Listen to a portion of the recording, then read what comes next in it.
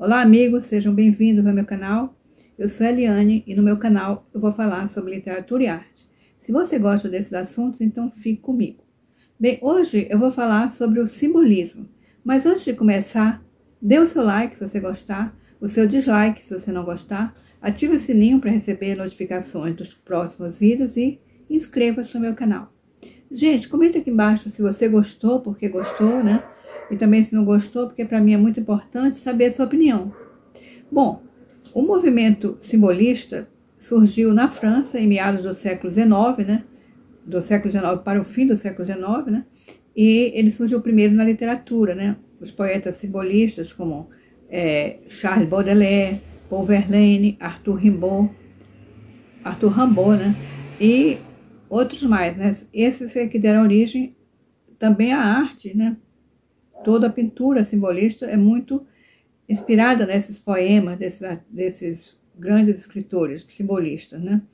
Bom, o simbolismo, né, uma das características é que eles não gostavam e vieram contra, né, o realismo, ao academicismo, a mesmo ao impressionismo. Eles não queriam nada disso, né?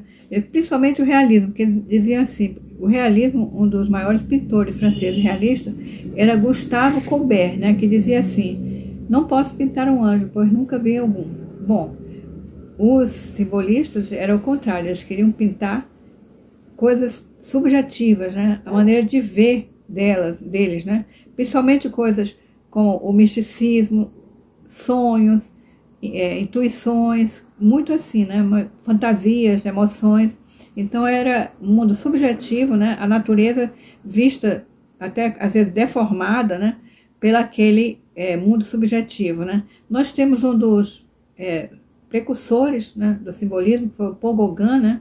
Eu tenho um vídeo com o Paul Gauguin, que ele pinta esse quadro que nós estamos vendo, Visão depois do Sermão, que são as camponesas da Bretanha, na França, né, que saem da missa depois do sermão e tem essa visão do anjo brigando com Jacó, que esse episódio está no Velho Testamento. Então, com esse quadro, né, ele quis pegar, por exemplo, captar, né, aquela visão de quem estava orando ali e pensando no sermão. Era uma visão e tudo, tanto que é fora completamente da realidade. Ele diz que a vaca não tem proporção da realidade, é bem menor, né?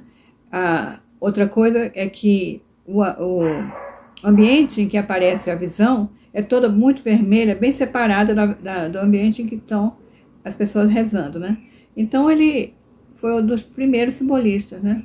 Um precursor. Mas é interessante saber por que surgiu o simbolismo, né? Na verdade, estava tudo mudando, né? Na era do simbolismo também tinha o romantismo, o realismo, mas eles vieram contrapor a isso, né? Se contrapor a isso, até porque, né, a fotografia, que tinha as mudanças muito, muito grandes, inclusive a fotografia, já mostrava o mundo real, né? Não precisava tantas pinturas, né? Então, era uma novidade, né? E também era final de século, vamos dizer assim, e sempre há, depois, no final de século, sempre aparece uma certa angústia mística, né? Muitas correntes de misticismo, né? Como o espiritismo, Rosa Cruz, e muito misticismo, né? No final de século sempre tem isso, né? E outra coisa que estava mudando tudo, né? Havia a industrialização, né? Que estava mudando toda a sociedade, né? E também a urbanização, principalmente de Paris, né? Então, o que eles queriam era mostrar o mundo interior, né? Com mesmo que fosse uma deformidade da natureza, né? Um mundo que fica, né, peculiar, um mundo novo, né? Então, o Rimbaud, né, que é um poeta simbolista, dizia assim: o artista deveria ser perturbado para penetrar a verdade mais profunda por baixo dos sentimentos superficiais. Então, você vê que por aí eles procuravam realmente cada um ter sua visão, né? Um dos maiores simbolistas, um dos primeiros simbolistas franceses é o Paul Chavannes, né? O Paul Chavannes, ele foi um grande muralista, um grande simbolista. Nós estamos vendo aí uma das obras dele, que é o Bosque, né, da Felicidade, né? Nesse nesse quadro, né, nós vemos o estilo dele, um estilo delicado, sofisticado, né, onde ele mostra um bosque que seria a Arcádia. A Arcádia é um paraíso grego, né? Então, onde as pessoas podiam viver muito tranquilas, com contato com a natureza, tudo só tinha deuses e tudo mais, né? É uma utopia, né? A Arcádia, né? E nós estamos vendo qual o estilo dele. O estilo dele é muito delicado, ele coloca uma visão meio nublada das coisas, né? O que deixa também uma coisa bem diferenciada, bem espiritual, né? E também os personagens que estão ali, tranquilos e tudo mais, né? Ele também fez essa obra que nós estamos vendo aqui, que é o balão, né? Nessa obra, nós temos uma mulher, né? E um balão, né? Ele fez, né? Ele fez na época em que Paris estava cercado pelas tropas prussianas, na Guerra Franco-Prussiana, né? E ele estava ali nas muralhas de Paris. Então, essa é uma obra muito importante, muito simbólica mesmo, que ele mostra a mulher, né, vestida de negro, né, muito com mosquete na mão, muito com a figura mais fechada, né, e ela está olhando e apontando para o Monte Verlaine, né, onde tem um balão que está aparecendo, né. E o significado dessa é um símbolo, né, um símbolo da guerra, o símbolo da guerra, né, dito em poucas coisas, dito por uma figura de uma mulher, né, e um quadro com poucos elementos, mas já tinha uma simbologia muito grande, né. Ela olha para o Monte Verlaine, onde vem aquele balão que vem com notícias da guerra, né. Então, ele usa símbolo, né, porque o símbolo significa que é uma síntese, né, de um pensamento ou de uma coisa. Você vê o símbolo da justiça, é a balança, é um só elemento que simboliza uma ideia. Então, ali nós temos ela simbolizando, ele não fala da guerra, né, mas está falando também com esse símbolo, né. E outra coisa, ele usa nesse quadro também uma cor simbólica, que é o marrom, vários tons de marrom, que é uma cor adaptada para coisas sombrias, né, acontecimentos sombrios, né. Esse é um quadro, eu acho, muito interessante. Mas nós temos também o Odilon Rodin, né? Esse Odilon Rodin, ele era conhecido também francês, né? Os dois são franceses, né? Ele era conhecido por seu quadros com fantasma, né? Que realmente ele fez uma série de noir, né? Que é chamado, feito com carvão. Uma parte era feita com carvão, onde ele fazia pinturas monocromáticas, onde ele explora toda a capacidade do negro e do monocromático e tudo, né?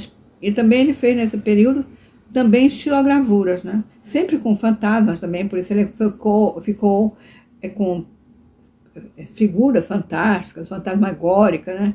Assustadoras mesmo. Então ele ficou até conhecido como o pintor do fantasma. Mas ele mudou o estilo. Desculpe. Os pintores não ficam com um estilo só, muitos mudam, né? Ele muda para uma pintura bem mais colorida, as cores muito alegres que está aqui, mas também continua simbolista, né? Como nós estamos vendo aí, né? Nós estamos vendo aí Buda caminhando entre as flores. Você vê como está linda as cores, as flores, ele ficou conhecido como essas flores também. Era como uma assinatura dele em vários quadros, ele coloca essas cores, e as cores que ele escolhe são brilhantes e muito lindas, né? Nós temos também, nós vamos ver, o Gustave Moreau, né? Gustavo, né? Ele era também simbolista, né? Já de um estilo um pouco diferente. Ele colocava, como estão vendo aqui nesse quadro, Quimera, né? Ele mostra, quase, a gente pode até pensar que ele está fazendo uma pintura acadêmica, mas o estilo e o ambiente, o clima, né? É um clima que deixa a gente meio perturbada, parece um mundo à parte, né? Outra dimensão, né?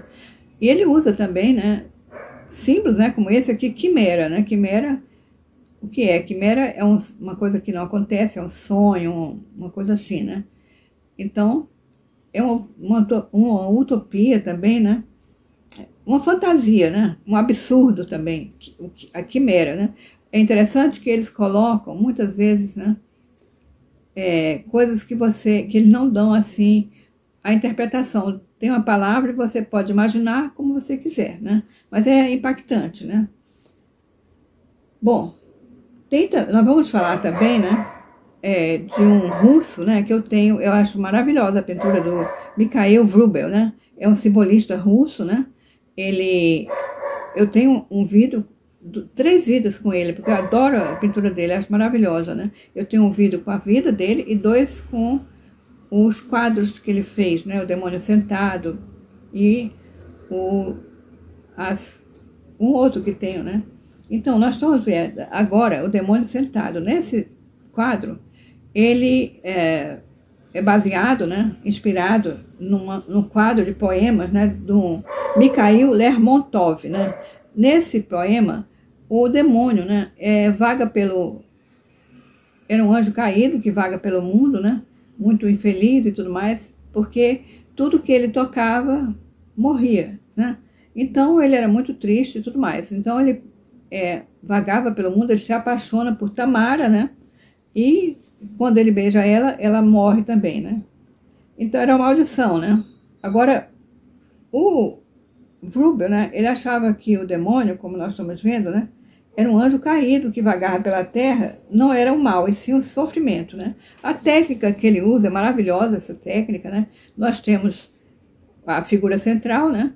Que é o demônio ali, que está chorando com uma lágrima nos olhos, né? Atrás nós temos um pôr do sol de Moscou, né? É lindo esse quadro.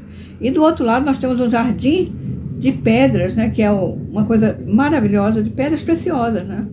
Que ele usa ali ao lado do demônio. É um quadro maravilhoso, pena que tem uma história um pouco triste, né? A técnica dele, ele foi um pintor que trabalhou muito fazendo pinturas sacras, né? E também as pinturas sacras mais antigas ele fazia, né? Então, inclusive os mosaicos, ele usa uma técnica de mosaico para fazer essa pintura, né? Tanto que ele usa espátula, né? E você vê esse jardim de pedras preciosas, é a coisa mais linda, né? Ele tem outros quadros, eu acho ele maravilhoso, né? Bem, amigos, o simbolismo, né? Então, uma arte bonita, né? Que deixa a gente encantada. A arte é encantadora. Cada vez que você descobre a arte, mais você tem o encanto, né? Mais você fica apaixonada por ela, né?